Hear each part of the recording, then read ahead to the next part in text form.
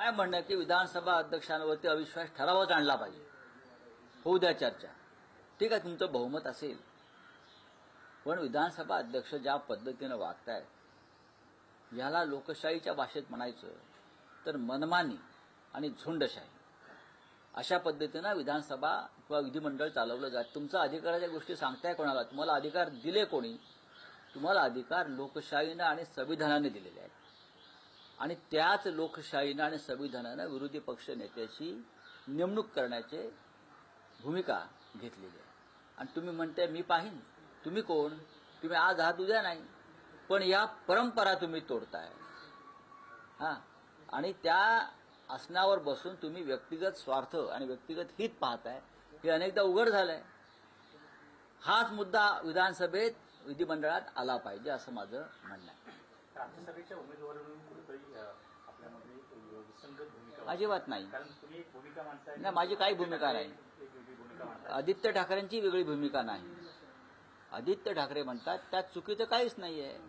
सर्वाधिक मोठा पक्ष आमचाच आहे ना.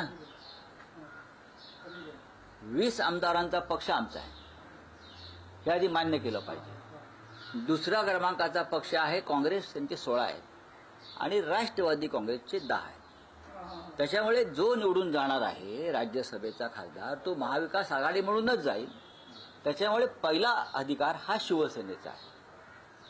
आदित्य ठाकरे याच्याविषयी वेगळं बोलले आहेत असं मला वाटत नाही, आणि ते चुकीचं असं मला वाटत नाही. काँग्रेस हायकमांडशी चर्चा तुम्ही सातत्यानं बोलता आहात की ज्येष्ठ नेते म्हणून शरद पवारांची इच्छा आहे तुमच्याशी उद्धव ठाकरेंची चर्चा झाली. आता प्रश्न असा आहे, माननीय शरद पवार साहेबांची इच्छा आहे असं मी म्हणालो, राईट? त्यात मी काय चुकीचं सांगितलं? ते ज्येष्ठ नेते आहेत, ते महाविकास आघाडीतले नेते आहेत, त्यांनी इच्छा व्यक्त केलेली आहे. आता त्याच्यावरती आम्ही सगळे मिळून एकत्र बसून निर्णय घेऊ. पण सर्वाधिक मोठा पक्ष म्हणून पहिला हक्क हा शिवसेनेचा, हे आधी स्वीकारलं पाहिजे. हीच चर्चा सुरू आहे, यात वेगळं काय आहे? मुळात मुख्यमंत्र्यांचं स्टेटमेंट असं आहे की 7 जागा आहेत, त्यापैकी 6 जागा आमच्या निवडून जातील, 1 जागा महाविकास आघाडीची निवडून जाईल, असं संख्याबळ आहे. पण आदित्य ठाकरे हे सांगता आहेत की आमचे 2 खासदार जातील. नाही, असं बोललेलं नाही. नाही, त्यांचं म्हणणं आहे एक शिवसेनेचा जाईल आणि एक एनसीपी किंवा माननीय बघा, हे पहा, आदित्य ठाकरे यांना राजकारणाची आणि विधिमंडळाच्या कामाची चांगली जाण आहे. 2 लोक कसे निवडून जातील? जाणार नाही, एकच जाणार. राज्यसभेच्या जागा आहेत. ते म्हणतात की गेल्या वेळेस शरद पवार आणि प्रियांका चतुर्वेदी असे 2 खासदार निवडून गेलेले, त्यामुळे यावेळेसही आमचे 2 खासदार निवडून जातील असं आदित्य ठाकरे म्हणतात. तेव्हाची परिस्थिती वेगळी होती, तेव्हा आम्ही सगळे एकत्र होतो, आमचाही आकडा जास्त होता. हे आहे, आदित्य ठाकरे अशा प्रकारे चुकीचं विधान करणार नाही. 1 खासदार निवडून जाईल, 37चा कोटा आहे यावेळेला. आमच्याकडे 10 ते 12 मतं जास्त राहतील असं दिसतंय. आम्हाला पुन्हा 20 मतांची बेगमी करावी लागेल. ती जर होत असेल तर 2 जातील. पण या क्षणी शिवसेना हा सगळ्यात मोठा पक्ष असल्यामुळे आम्ही हे बोलणारच की बाबा आमचा मोठा पक्ष आहे, त्याच्यामुळे पहिला हक्क आमचा राहील. पण प्रश्न निर्माण कधी होतो? अद्याप माननीय शरद पवार साहेबांनी स्वतःची उमेदवारी त्यांच्या पक्षाकडून जाहीर केलेली नाही, हे लक्षात घेतलं पाहिजे. शरद पवार यांनी इच्छा व्यक्त केली आहे, हो, तुमच्याशी त्यांची चर्चा. तेव्हा महाराष्ट्राचं राजकारण त्यावेळेला आता जसं काही बदल झाले तसे बदल झालेले नव्हते. पाहू ना, तुम्ही फार त्याच्यावरती फार टेन्शन किंवा प्रेशर घेऊ नका. महाविकास आघाडी जी आहे किंवा नेतृत्व जे आहे आमचं, हे सक्षम आहे निर्णय घ्यायला. नाही, पण एक स्पेसिफिक प्रश्न आहे की शरद पवार यांनी इच्छा व्यक्त केली आहे, ते जर राज्यसभेवर जाणार असतील तर अशा वेळेस शिवसेना उद्धव बाळासाहेब ठाकरे पक्षाची भूमिका काय राहील? त्याच्यामध्ये काँग्रेस पक्ष सुद्धा आहे ना, फक्त शिवसेना आहे का? 3 पक्ष एकत्र आल्याशिवाय ही निवडणूक होणार नाही महाविकास आघाडीची, हे मी वारंवार सांगतोय. पण तुम्ही तोच प्रश्न विचारताय, हे चुकीचं आहे. ही निवडणूक 3 पक्षांची आहे, आणि त्या 3 पक्षातला मोठा पक्ष शिवसेना आहे विधिमंडळामध्ये. दोन बोला. म्हणजे काँग्रेस असेल किंवा तुमचं बोलणं चालू आहे का दिल्लीतल्या ते बघू ना, ते बोलणं चालू असेल तर इथे कशाला सांगायचं आता. जेव्हा प्रत्यक्ष उमेदवारी अर्ज भरले जातील तेव्हा कळेल सगळ्यांना काय होत आहे. समजतं. नाही मला माहिती. राहुल साहेब, गेल्या 2 दिवसात महाराष्ट्र एक वेगळं चित्र बघतो आहे. काय? काल मालेगावात तुम्ही आणि दादा भुसे हे कोर्टात एकत्र होतात आणि हसत खेळत तुमच्यात संवाद झाला. परवाच्या दिवशी तुमचे माजी आमदार वैभव नाईक हे उद्योग मंत्री उदय सामंतांबरोबर एका टेबलवर जेवत होते आणि तिथेही हास्य विनोद होत होते. काही वेगळं घडतंय आहे का महाराष्ट्राच्या राजकारणात? ज्यांच्याबरोबर आम्ही बसतो किंवा कोणी कोर्टात कोणी जेवताना त्यांच्यामध्ये वेगळं घडवण्याची क्षमता आहे का?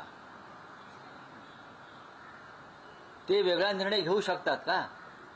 हा प्रश्न तुम्ही त्यांना विचारा. या सगळ्यांचे निर्णय दिल्लीतून घेतले जातात, हे नाही घेऊ शकत.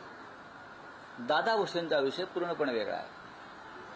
ज्या खटल्यासंदर्भात आम्ही सातत्याने एकमेकाच्या विरुद्ध उभे होतो तो मूळ खटला जो आहे हा अद्वै हिरे यांचा आहे आणि त्याच्यावरती मी भाष्य केलेलं आहे. आता स्वतः अद्वै हिरे हे भारतीय जनता पक्षात गेले, त्याच्यामुळे तो खटला चालवायची जबाबदारी आता भारतीय जनता पक्षाची. त्याहून तुम्ही ट्विट केलंय भापकरांना. काय भापकरांना तुम्ही ट्विट केलं. त्यांना उत्तर दिलं. ते म्हटले की यांनी मी माफी मागितली नाही, मी खेद व्यक्त केला. कागद बघू शकता आपण की अद्वै हिरे यांचा खटला होता, त्याच्यामध्ये मी भाष्य केलंय. कोणाच्या भावना दुखावल्या असतील तर मी खेद व्यक्त करतो.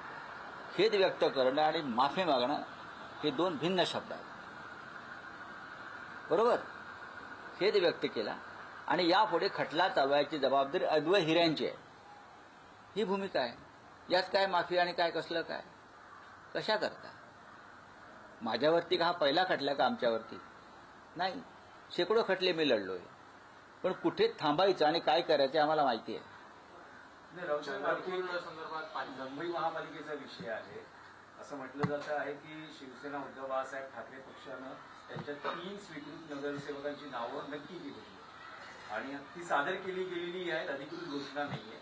पण त्यावरून मनसेतून काही प्रतिक्रिया येतात ते असं म्हणतात की कोणत्या एक लक्षात घ्या, तुम्हाला काय स्वीकृत जर झालं? तुम्ही मला ओळखत असाल तर तुम्ही एक मान्य केलं पाहिजे की मी माझ्या जीवनामध्ये कधीही महापालिकेच्या राजकारणामध्ये पडलो नाही. ज्याला या मुंबईत सुखानं राहायचं आहे राजकारणात त्यानं महापालिकेत जाऊ नये. कोणत्याही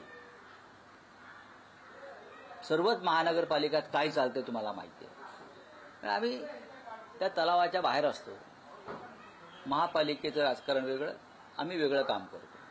त्याच्यामुळे स्वतः पक्ष नेतृत्व त्या संदर्भात निर्णय घेण्यास समर्थ आहे. नाही, पण राऊत साहेब, साहेब, पण राऊत जेव्हा साहेब, तुमची युती होत होती मनसे आणि शिवसेनेची आजही आहे. त्यावेळेला त्या स्वीकृत नगरसेवक या पदाच्या मुद्द्यावरती तुमचं काही चर्चा झाली होती का?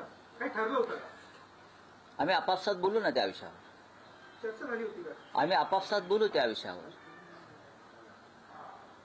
मला माहिती आहे ना काय ते, मी योग्य वेळी बोलीन ना. नाही, राऊत साहेब, पण ठाकरे बंधू चंद्रपूरचा महापौर बसलेला आहे. ठाकरे बंधू युतीमध्ये तुम्ही खूप महत्वाची भूमिका बजावली. असं असताना स्वीकृत नगरसेवक पदावरून ज्या काही प्रतिक्रिया येत आहेत, ठाकरे बंधू युतीत मिठाचा खडा पडल्याचं बोललं जातं. लोकांच्या प्रतिक्रिया येत आहेत. No comments. चंद्रपूरचा महापौर बसलेला आहे. अजूनही नगरसेवकांवर तुमच्या कारवाई नाही झालेली आहे. कुठंतरी पक्षश्रेष्ठींचं मत आहे की सोबत जायचं भाजप? भारतीय जनता पक्षासोबत जाणं हे पक्षाचं धोरण नाही, अजिबात नाही.